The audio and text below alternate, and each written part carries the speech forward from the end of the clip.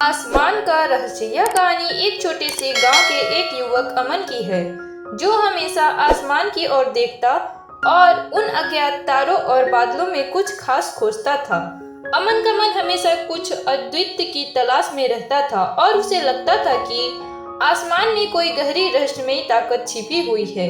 यह कहानी उस रहस्य की खोज में उस यात्रा की है, जो उसे न केवल आकाश के रहस्यों से परिचित कराती है, बल्कि उसके जीवन को भी एक नई दिशा देती है। अमन एक छोटे से गांव का सामान्य लड़का था।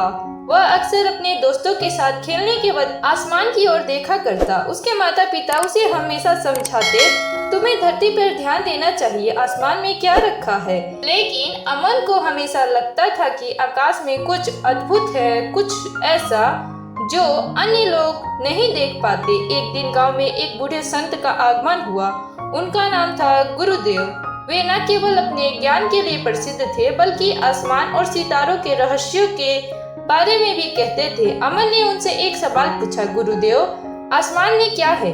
क्या वहाँ कोई रहस्य छुपा हुआ है? गुरुदेव मुस्कुराए और बोले, तुम सोचते हो वह सही हो सकता है, लेकिन याद रखना, हर रहस्य को समझने के लिए हमें साहस और समर्पण चाहिए। उसने ठान लिया कि वह इस रहस्य को ढूंढेगा और उसके पीछे का सत्य जानकर ही रहेगा।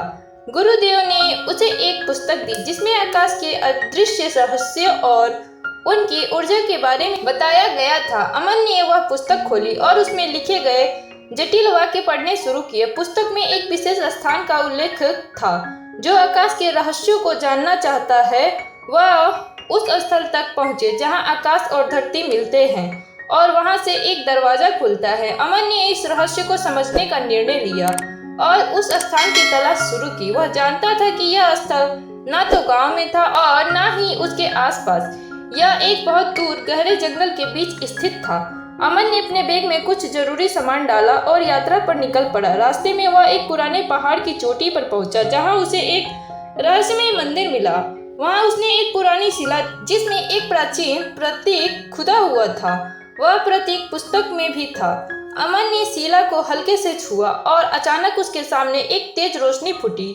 तभी एक गहरी आवाज गूंजी, तुमने सही जगह चुनी है, अब तुम्हें आकाश का रहस्य जानने का अवसर मिलेगा।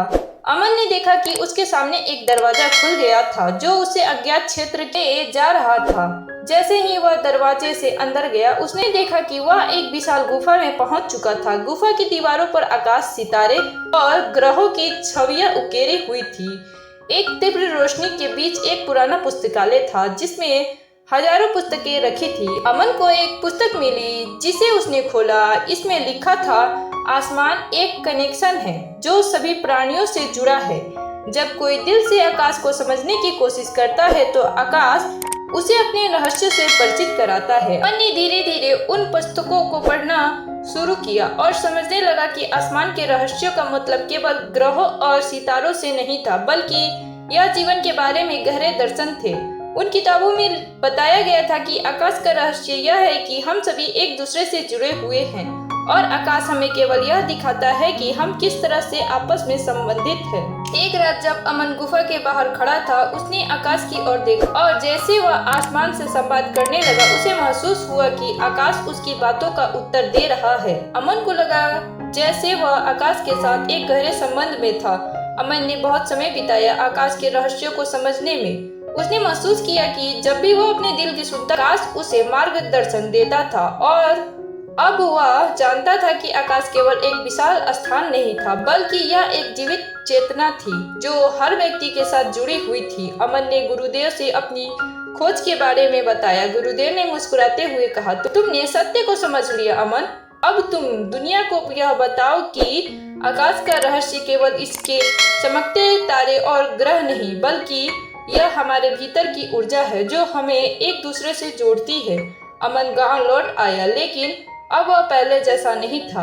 वह अब जानता था कि उसकी असली यात्रा आकाश के रहस्य को जानने की नहीं, बल्कि खुद को समझने की थी। उसने अपने गांव में एक छोटा सा केंद्र खोला, जहां वह लोगों को जीवन, आकाश और ब्रह्मांड के बारे में बताता था।